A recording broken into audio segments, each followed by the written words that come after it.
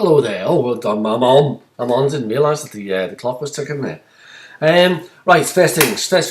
Let's talk about business. I've got to tell you, I am really enjoying these posts from you because it's not very often I get this sort of vision into the worldview of another profession really.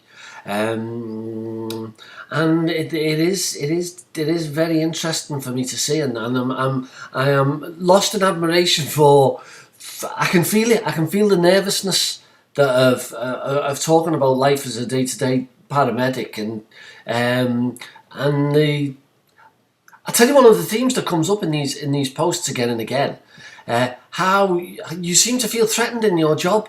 That again and again it comes up that first thing, I'm going to make sure that I am not vulnerable and I keep my job and I'm not subject to needless blame.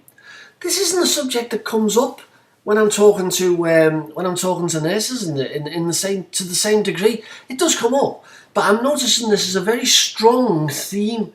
And the other thing that I've noticed on these posts, not just on these posts, but also in chatting with the ones that I've had a word with, is there strikes me as being significant mistrust of your management. That the idea that your management aren't there in any way to support you, but you've got to keep one eye on the general public, and you've got to keep one eye behind you on people who don't want to commit themselves when you ask for advice, and then when things go wrong, take a smart alecky 2020 vision hindsight sort of position.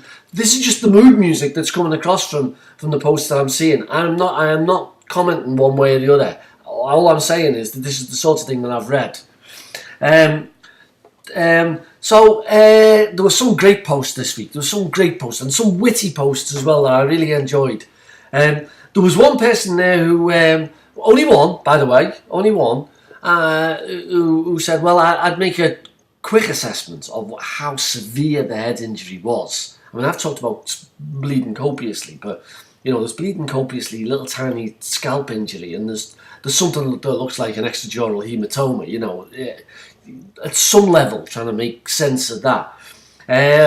Another person talked about he thought that it might be justifiable in certain circumstances to use what he described as a small amount of force.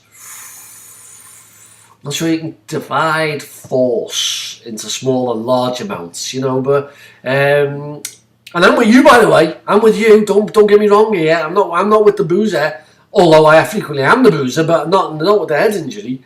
I'm with you. It's you I sympathise with in all of this. Again, considerable emphasis on protecting oneself and protecting one's own professional position. Yeah, I understand that. But very high up the editorial agenda, that one is in all of your posts.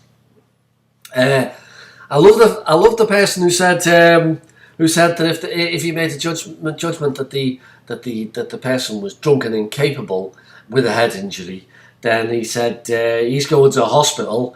It's just a question of whose van he's going in.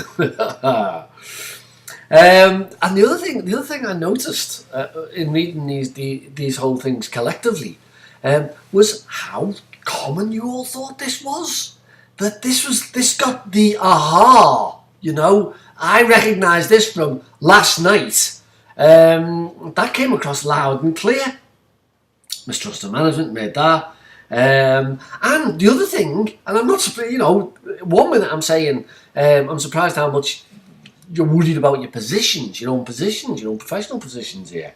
But a full 2 of the people who answered this question actually knew someone who'd ended up in trouble from precisely these sorts of circumstances. So it's not exactly as though the fear that you're expressing with regard to your professional role is exaggerated. If you've been that close to disciplinary procedures, then no wonder you're worried.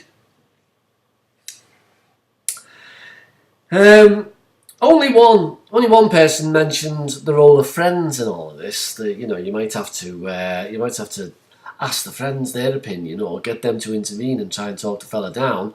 I suspect that those of you who didn't answer that would say that most frequently in this sort of situation, the friends are part of the problem, not part of the solution. And I love the other fella who said that if someone won't do what they're asked, a road traffic accident, it only takes a gentle reminder that he may end up, if things go wrong, incontinence of feces and urine, and it normally gets the person to act a bit more sensibly. I imagine that's pretty true. So I'm not going to say any more on this. The next lesson will be up tomorrow morning at 6 o'clock. I will be around on my extension 5296242 on Monday morning. I think it is, yeah, Monday morning. So I'm there for consultations if anyone needs to ring me, and keep it up, everyone. Keep it up. Really, really enjoying it. So, well, I'm enjoying it. Don't know about you. Let me know what you think about the format, actually, the discussion format. You know, I need to build up a bit of evidence as to, you know, what works and what doesn't. And the video feedback, let me know what you think. Because most of you have done an online module now, and I'd be interested to know how you think it compares with other means of delivering. So, be careful out there, and I'll see you next week, if not before.